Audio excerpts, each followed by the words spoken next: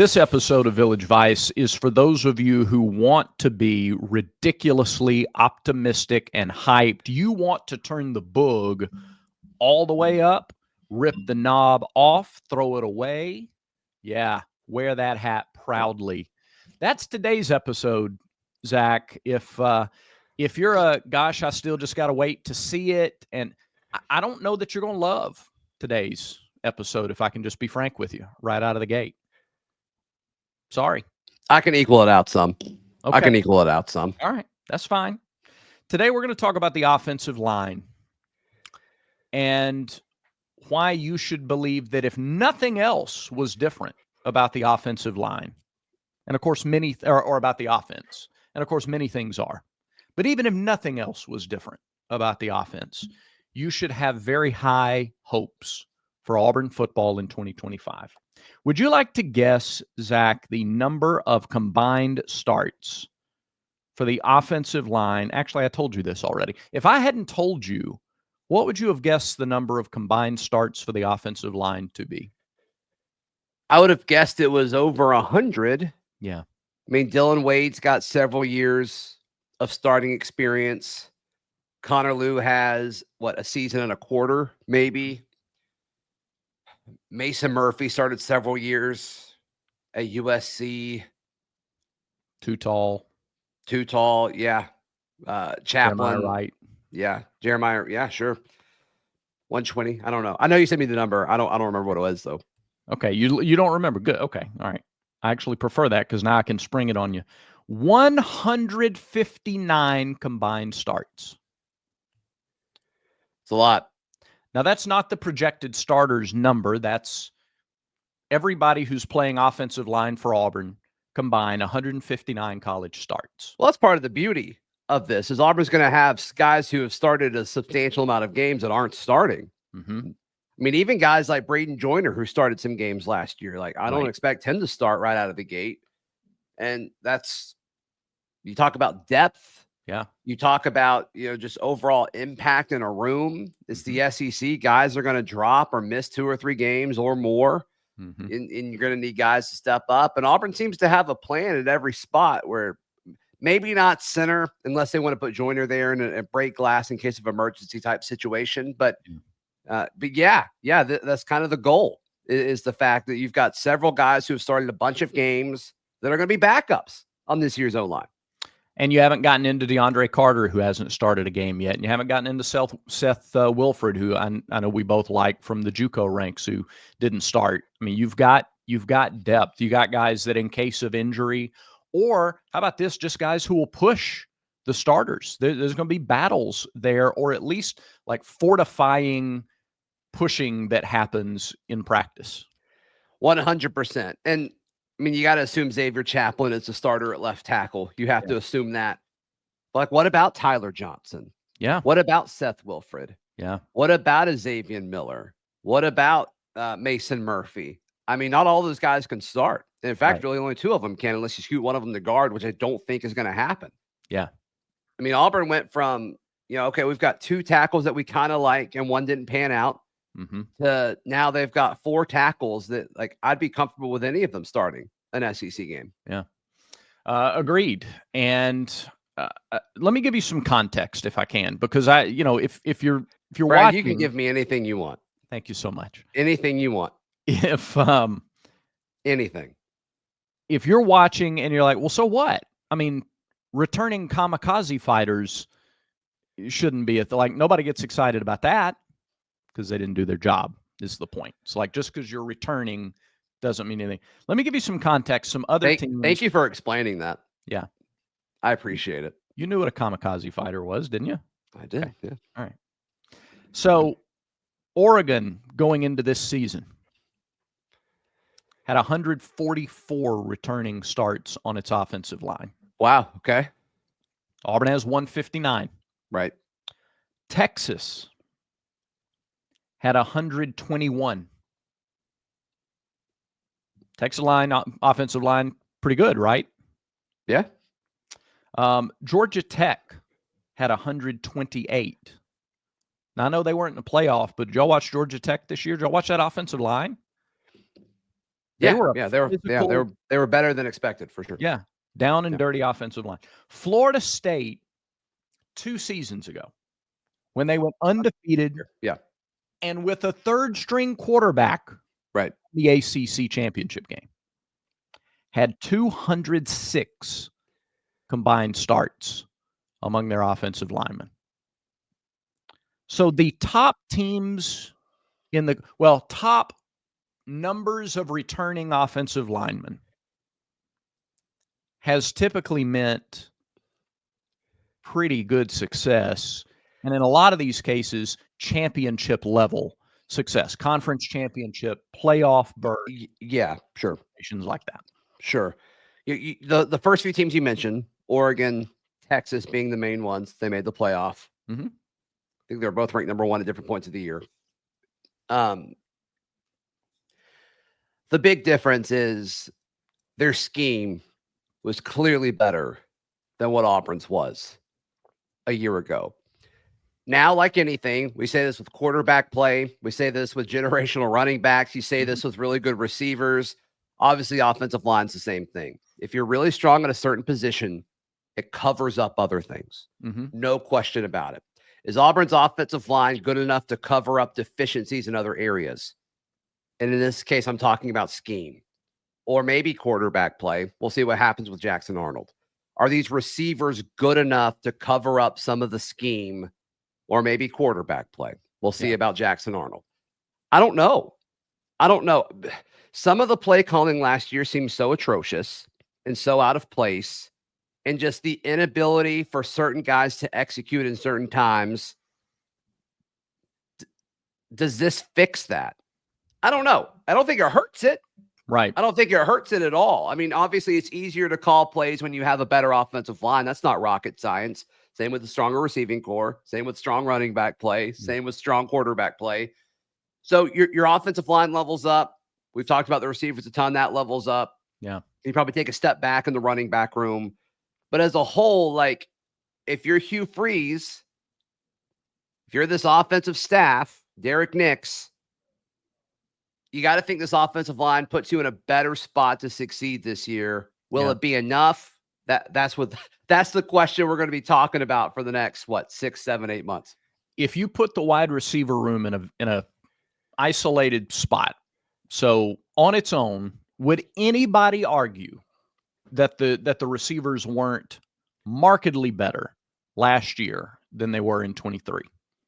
And would anybody make the argument? I don't know how you could. Yeah, no. Right. I look at this offensive line and I see a fairly similar level of improvement from 24 to 25 that I saw in the receivers from 23 to 24. Now it's tougher to measure that, but I just think you vastly improved a room that was fine to begin with. Well, it's just interesting because a lot of the dudes are coming back. Mm-hmm. You just got new tackles. And I'm not sold that Mason Murphy's going to beat out Too Tall at right tackle. Like I'm just not sold at that. And so if that happens, you're just changing the left tackle, which is a big jump. Percy Lewis to Xavier Chaplin. It's a big jump. We think certainly is on paper. But if Mason Murphy doesn't win the right tackle job, and it's a Tyler Johnson or it's a Too Tall, because like Mason Murphy's stuff at USC wasn't great. Like he was the number 2 ranked portal. Wasn't consistent. Yeah. That sometimes it was great. Sometimes it wasn't great. It was inconsistent. You always can just learn so much about like what the fan base thinks about a guy based on how they respond. And I've talked to 5 or 6 USC people and like nobody seemed too like upset that Mason Murphy left.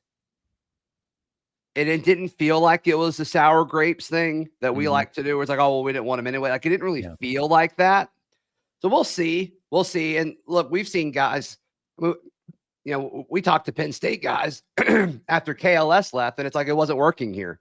Fresh start. Clearly, KLS worked here. Clearly. I don't think anybody's going to argue that. Right. So, is it just a situation where Mason Murphy needed a change?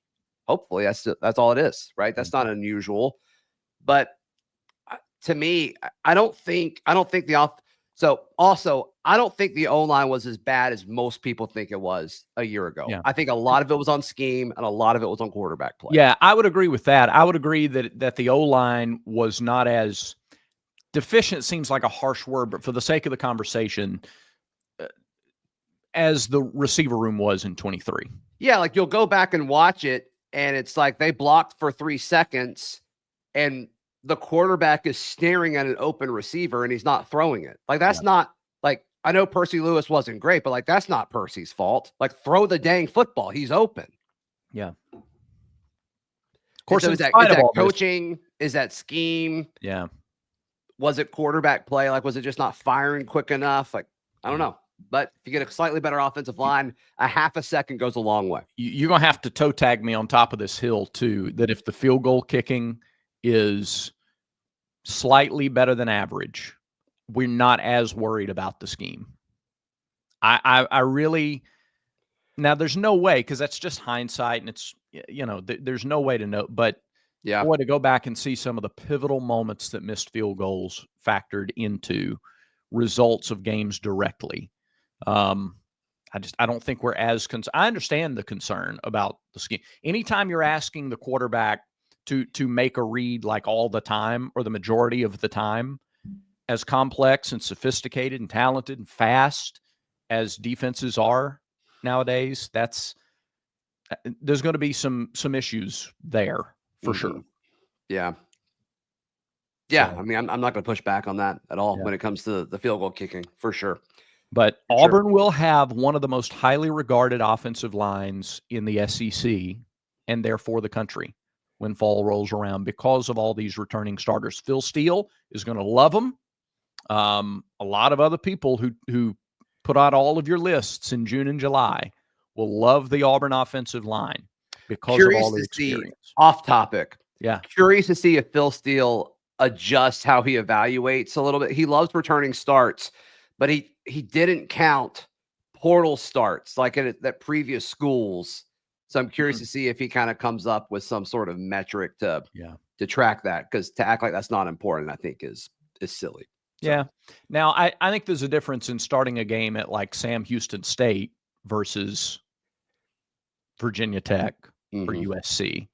But you got to put some sort of algorithm in there. Yeah. Then how do you qualify that? Like, do you count like a group of 5 game as like half of a start, half of a P4 start? It's Ken Pom net ratings for football and returning starters in preseason magazines. Yeah, I mean, there's a bunch of people smart enough to handle that, I think. So no question. I'll leave them to that.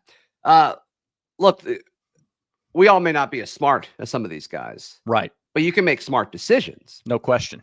And the smartest decision you can make is to go to rhoback.com, RHOBACK.com, and you can find all of the best looking and most comfortable polos in the game, as well as quarter zips, as well as the performance hoodies. They've got you covered at rhoback.com, and we don't want you to pay full price. No, look, it would be wise to wear Rhoback even if you did have to pay full price, but it's even wiser. You don't have to. You don't have to. Take advantage. Yeah. You can use promo code VICE20, VICE20, VICE20 for 20% off your order. Odds are when you go to order, you're going to have to remove a code that's automatically applied to your checkout. Remove that and then type in VICE20 for 20% off your order. That's at rhoback.com. Basketball at Georgia Saturday. Georgia got run out of the gym last night at Tennessee. Close for the first half. Yeah. But Tennessee forced a lot of turnovers, and they were plus 10 or so, I think, in points off turnovers last night. Brad, Darryl and I were talking about this after Auburn's game earlier this week. Like, would it have been better for Auburn if Georgia beat Tennessee, or is Georgia going to be unlikely to lose 2 games in a row? Like, do you think it really matters? Every game's isolated. What are your thoughts on that? I think that Georgia, when it comes down to it, Georgia's focus today, win or lose, would have been on Auburn. Georgia's focus tomorrow would have been on Auburn. Yeah. Those fans getting that game at home, getting the number 1 team in the nation in Athens, in their building, That's where their focus would have been. I don't know that it makes a difference one way or the other. That's probably true. That's probably true. Second week in a row, though, where Auburn has gone on the road and they've had an extra day to prepare for the team that is hosting them. I thought that was going to be a much larger deal. I think you did too when we were picking the Auburn South Carolina game last week. We both felt like Auburn was going to win that convincingly. Unfortunately, that did not happen. I do think Auburn is going to beat Georgia, and we may go more in depth with our picks on tomorrow's Village Vice. But I just I know there's a number next to Georgia's name. Yeah. But over the course of this conference play, I do think there's going to be a few SEC teams whose footing in the top 25 polls, as well as, I don't think net rankings is going to be as much because the quality losses are so strong. But I do think you're going to see some of these teams that were widely thought of as elite nationally. I do think you're going to kind of be exposed just to the natural nature of like the cannibalization that's going to happen in the SEC. Yeah. Who's at the top of that list for you, if I can spring you with that? I would say, I think a candidate is Georgia. Is kind of what I was hinting at. I think if Georgia loses this weekend, I think that's certainly going to be a talking point. Georgia and Missouri are very interesting to me because until Missouri put it on Florida, I know it finished as a 1-point game, but they never trailed in the game. Yeah. Until that, Missouri hadn't won a game away from Columbia. Sure. I think you've got to put Texas A&M in that discussion as well, which is surprising to me. I just haven't been impressed with them so far. I think you definitely have to put Texas in that discussion, which is a bummer because Auburn had a pretty big win against Texas. Yeah, they're off to a 1-3 start anyway. They and Oklahoma are, and the win was over Oklahoma. And what about Oklahoma? I mean, Oklahoma, the national media was starting to fall in love with Oklahoma a little bit, and now they're 0-4 in conference play. Yeah. So Oklahoma, Arkansas, and South Carolina all 0-4. I don't know what you do if you're an Arkansas fan right now. I don't know what you do.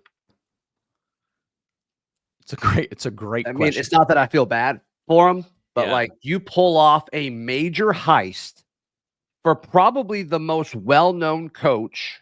Yeah. In college basketball, not the best, but the most well-known. Yeah, but back to your point about what does the fan base think? There weren't a lot of Kentucky fans that were just, crying in their driveway watching John Calipari leave. That's true. It was time. I'm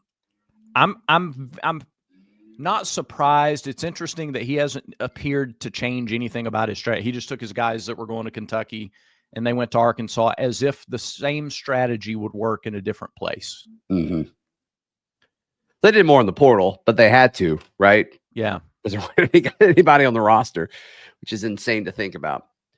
What about Mississippi State as a potential pretender? Boy, it's a great question. I don't know that teams are going to be able to put Hubbard in a box like Auburn did. Yeah. And him and Nwoko on the inside are a really good combo. And of course, the league's full of really good combos. You got to have more than 2 players. But Hubbard, I think, he's an all-conference level talent. And what Auburn did against him was uncommon. He had 3 games this year where he had gone 3 for 9 shooting. Those were his worst shooting games of the season. Yeah. And Auburn held him to 2 of 12. So by far his worst of the year. And his first make didn't come until 5-6 minutes to go in the game, and the outcome was decided at that point. So I don't know. I'm not ready to put them in the pretender category yet. I am curious to see what Georgia does. I'm curious to see Florida now that they've lost a couple. I'm not as sold on Florida as other people. Anytime I watch them, it just seems like they don't want to play defense. Yeah. Same with Kentucky. They just don't seem to want to play defense consistently. So Kentucky is so good. They're so good offensively. Right. What they did to Texas A&M, they also did to Mississippi State. And that if you better have about an 18-point lead on Kentucky at halftime because they can score. They just wear you down. Yeah. It's a fascinating league. I love the fact that 3 days out of every week, Tuesday, Wednesday, and Saturday, you have compelling basketball. There's not one day where you go, there's just no good games today. Yeah, it's such a good product right now. It's such a good product. So hats off to this conference for making this happen. It's great. And Auburn and Ole Miss, the only two undefeated teams, both chilling at 4-0. So we'll see. We'll see if they can keep it going. Yeah, we'll see if they can keep it going. Auburn's got to go to Oxford. That is February 1st. So 2 weeks. It's a big one. Yeah, potentially. Ole Miss got some big ones. Like they go to Mississippi State Saturday. Well, you know, we're going to be doing the evening of February 1st. I want you to tell me. Royal Rumble, baby. Is that right? Oh, that is. Oh, wow. So hang on. Yeah. So Auburn, Ole Miss, I don't think they've determined the game. That's either a 12:30. It's either a 1 o'clock or a 3 o'clock game. So you're going to be able to go. We should be able to go right from Auburn, Ole Miss basketball, into the Royal Rumble. What a day! Oh, that's good. What a day! How about a VVRRR, a Village Vice Royal Rumble review? You'll get no pushback from me, my guy. No pushback from me. All right, I think that does it for today's show. Hey, thanks everybody for subscribing. Up over 6,500 subscribers and adding more every day. You guys, we're just so grateful that you watch, grateful that you comment. Love to read your thoughts on our conversations today. Remember, until next time, everyone's got vices. Everybody got vices. Make sure Village Vice is one of yours.